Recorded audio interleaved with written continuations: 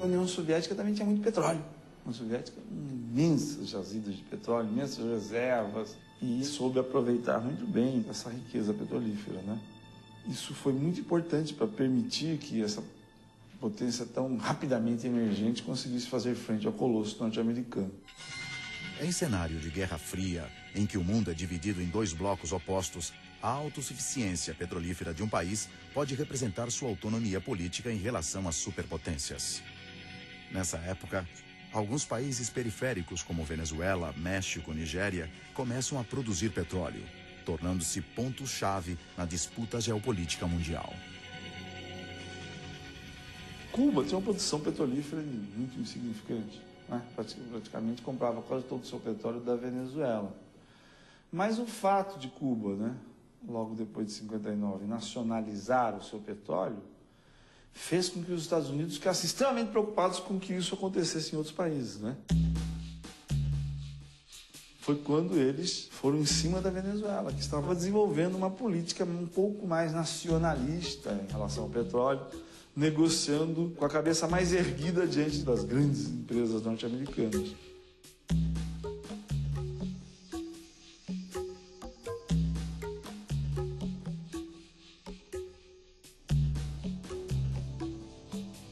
O sistema internacional do petróleo estava montado no esquema de quem é rico fica rico cada vez mais, quem é pobre que se dane, né? Os países exportadores da área de concessão, que eram atrasados, que eram alguns miseráveis, tinham no seu subsolo uma riqueza que não era explorada em favor deles, que eram companhias estrangeiras que vinham lá, tiravam aquilo.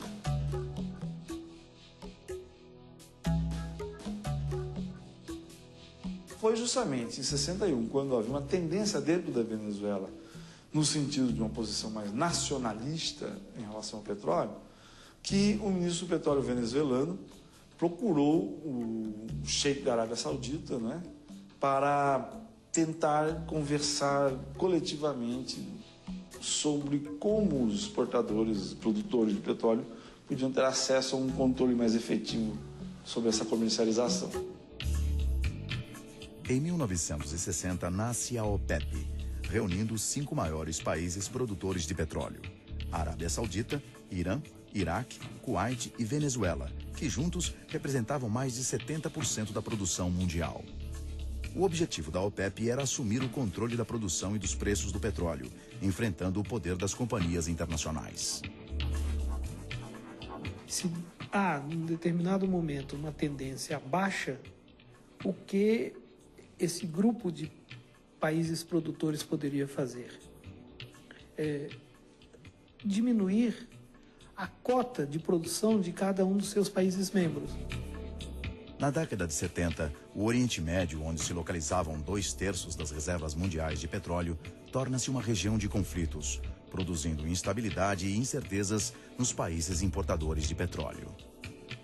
Em 1973, diante do agravamento do conflito árabe-israelense, a Organização dos Países Exportadores de Petróleo, sob a liderança da Arábia Saudita, resolve valer-se do momento político para subir muito mais alto o preço do barril. E essa foi, em 1973, né, a primeira grande afirmação da OPEP. O momento de confronto decorrente desse desencontro entre árabes e judeus facilita que os preços venham a ser corrigidos. E vejam que foi de $2 e tantos por barril para coisa em torno de $11. Essa primeira crise importante de 73, ela ainda se deu num momento em que ainda havia uma grande liquidez internacional. Havia muita facilidade de empréstimos, havia muito dinheiro rolando. Mas justamente por isso, justamente por causa dela e das consequências dessa crise, a liquidez internacional foi diminuindo. No final da década de 70, essa liquidez internacional está baixa quando vem o segundo choque do petróleo, né? O segundo choque do petróleo também comandado pelo OPEP, 79. Aí a coisa pesou, quer dizer, foi muito mais pesada, não só o crescimento do preço do barril até mais de $30, como também o fato de que pagar o petróleo ficou mais difícil, entendeu? Houve muito mais endividamento. E aí a questão do petróleo e a questão das crises do petróleo passam a ser muito mais uma jogada financeira, né? Não é mais agora uma jogada política e de produção, é uma jogada financeira. O petróleo torna-se um produto fundamental no mercado especulativo internacional. As crises abalam os preços, a economia mundial e a vida cotidiana das pessoas. Bolsas de valores em vários países enfrentam dificuldades, mostrando na época uma dependência do suprimento dos países participantes da OPEP, principalmente da região do Oriente Médio. E depois veio um terceiro choque do petróleo, que aconteceu de certa forma com a invasão do Kuwait pelo Iraque, né?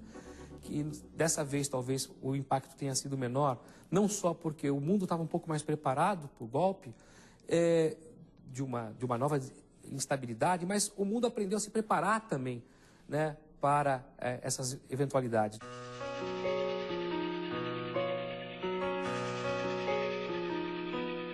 As tensões no Oriente Médio continuam nos dias de hoje, causando oscilações de preços no mercado de petróleo. E o petróleo segue desempenhando um papel importante na economia mundial, redefinindo fronteiras e fazendo história.